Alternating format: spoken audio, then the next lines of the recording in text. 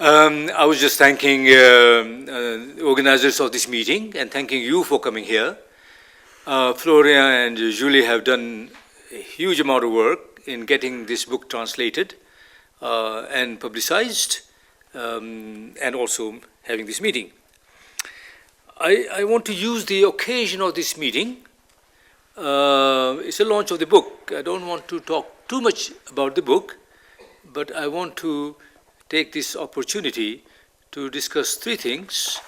I will talk, I'll introduce my book a little bit. Julie has done it already a little bit. Some of you would know about IT and would probably know more than I would, so I want some discussion on that. And third, I have a new concept to launch, and that's the concept of alternative international society, to the one that we always hear. First, a few words on why I decided to write this book, Ending Aid Dependence. It is because for many years, the countries that have provided aid to countries of the South have seen that there is no real development coming out of this aid. A few years ago, the OECD countries, the OECD countries, rich countries of the North, began to look into why it is that aid is not bringing development. Looking at the institution of aid, they put the blame largely on the recipient countries and argued that there is something wrong with the way the recipient countries were utilizing aid and making it effective use. I won't go into details. Out of that discussion came a document called Paris Declaration on Aid Effectiveness. And the purpose behind it was quite simple, that it is the recipient countries that primarily have to put their house in order to be able to use the aid effectively. They are to blame. The OECD countries then organized a conference in Accra, Ghana, in 2008, August. And the intention behind that was to get the endorsement of mostly African countries to that document. Now, I have been engaged in debate with the OECD for many months, and my arguments by the OECD were not accepted. Therefore, I decided to write a book. I started writing it in June to finish it by August, and I presented the book at the conference itself in Accra. And of course, the OECD knew what my arguments were, so they would not allow me into the conference. So I set up my own shop in another hotel outside the conference and put my book there for people to come and buy. Many people came and bought the book and were engaged in discussion with me. Basically, I have four arguments against depending on aid. One is that aid, if you look at it analytically for the last 30, 40 years, it is essentially a tool for northern corporations and northern governments to organize the economies of the recipient countries.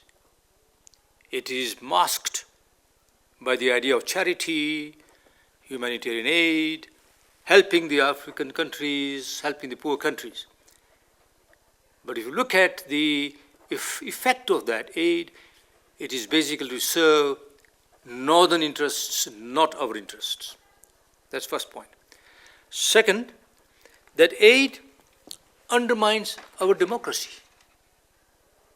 Although northern countries talk about the importance for our countries to democratize ourselves, essentially it undermines democracy because our governments are rendered accountable to the donors.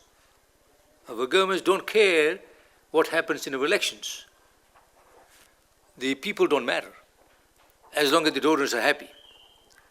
And that is concretely the case, and I have illustrated that in the book itself. Thirdly, it distorts our economy. The aid is not necessarily targeted towards our priorities. They are targeted towards priorities of the donor countries and corporations. And finally, and I'll stop there for you to translate, our policies are then subject to the donor's ideology and thinking.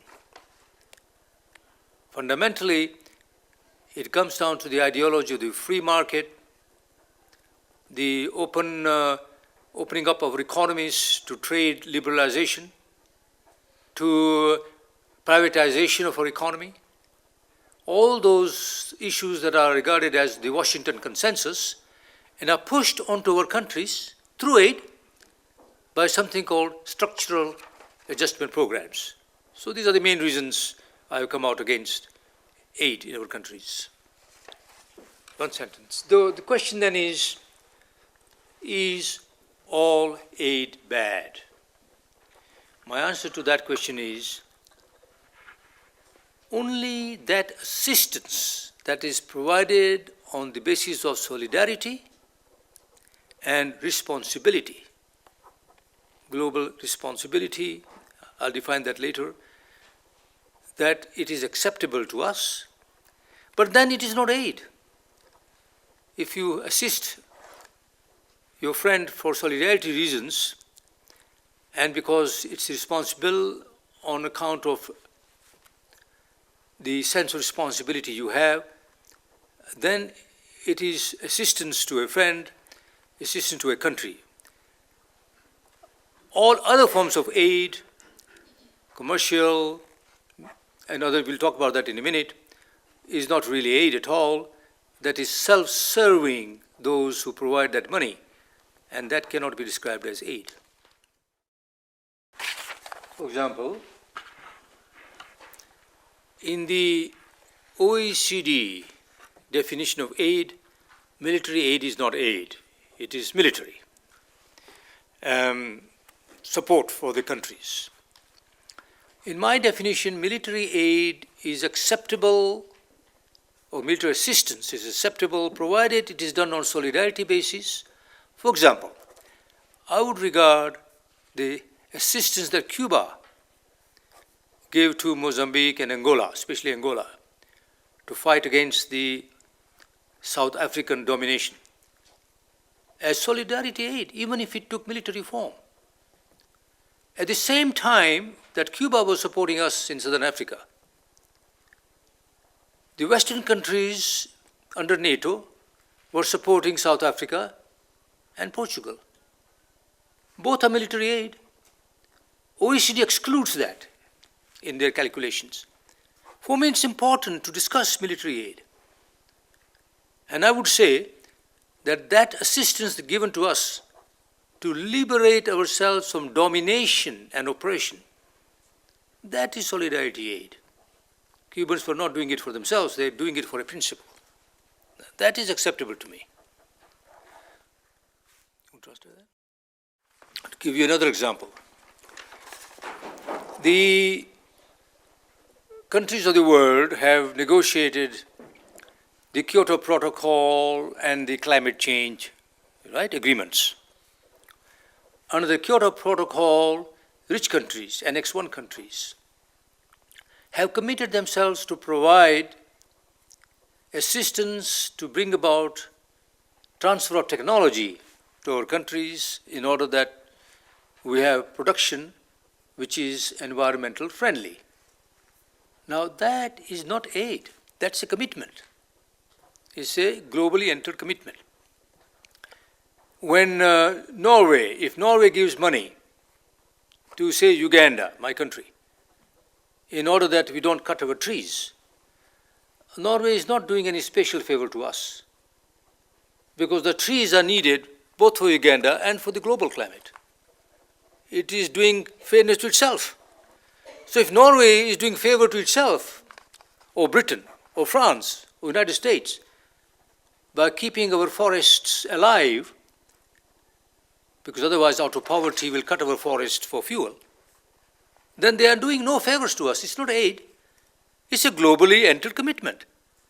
So that's what I mean by global responsibility. So it's only two principles, solidarity principle and the principle of responsibility they have entered into in international agreements that I would regard as acceptable forms of assistance. Aid is a very bad word, by the way. So those are two principles, solidarity and responsibility.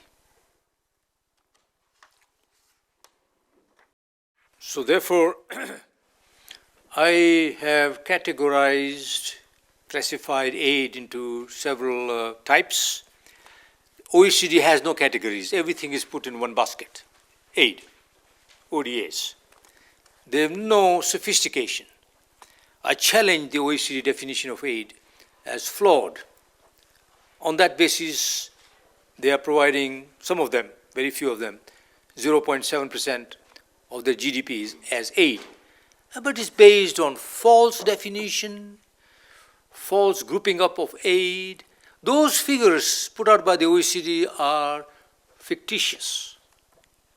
They have no real basis. There should be questioned on their own rights. I have 5 types of aid. I divide them into colors, rainbow colors. At one end is what I call purple aid, which is for solidarity purposes. And at the other end is what I call red aid, which is ideological. Now, purple aid I already described to you, solidarity aid. Red aid, ideological. All that aid from donor countries, from the World Bank, from the IMF, and all other intergovernmental organizations that provide aid, that demand on us certain policy prescriptions that are suited to their interests, not our interests. Open up the market, liberalize the trade. Those are ideological aid. And the bulk of the aid, in fact, is ideological aid. And that is the worst form of aid. Now, between these two extremes, I have 3 others. There is what I call, near the solidarity aid, blue-green aid, which is aid for commitments like green aid for environment. Then there is what I call the yellow aid, which is really military aid, and that depends on whether it is for our benefit or for their benefit. And then there is orange aid, so-called, and that's not aid at all, that's commercial. A lot of the money that comes from the north to the south is commercial. It's business. Just call it business. Why call it aid? So I have a serious criticism of the manner in which OECD lumps everything together in one basket called aid. And many NGOs are excited, in the north especially, saying, oh, our governments are giving, like in Norway. I was last week in Norway. I just came from Norway. And they were excited, especially NGOs that are sympathetic to Africa.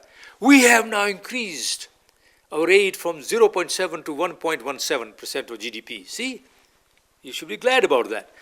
I said, no, I'm not glad about that. When you reduce it to 0% of your GDP, then I will celebrate.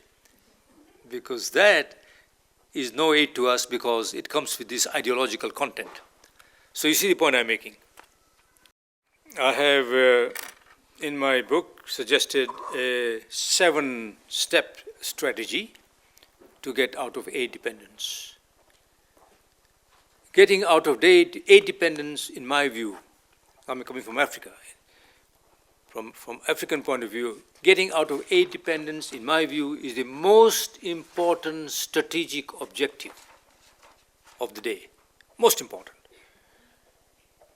And we must prioritize this. And in my book, I have 7 steps. I won't tell you all the 7 steps because then you won't buy my book. So I'll just say the first step. And the first step is the most important psychological step. Our leadership, both those in power, but also intellectual leadership, are so much caught up with aid idea that we cannot develop without aid, that they cannot conceive of an alternative without aid. And that psychological step is the first major step we've got to take. I have in my book given two case studies that I know from personal experience because I lived in those countries. The examples of Zimbabwe, where I lived for 23 years, and Zambia, where I worked also during that time. I will not go into details. They're extremely good examples of what happens when rich, resourceful countries, both Zimbabwe and Zambia, are full of resources. When these countries allow themselves to become dependent on aid, there is not only economic downturn, economic collapse, but also political collapse. And that is linked to the aid process. It's a complex question, but I've analyzed that in my book.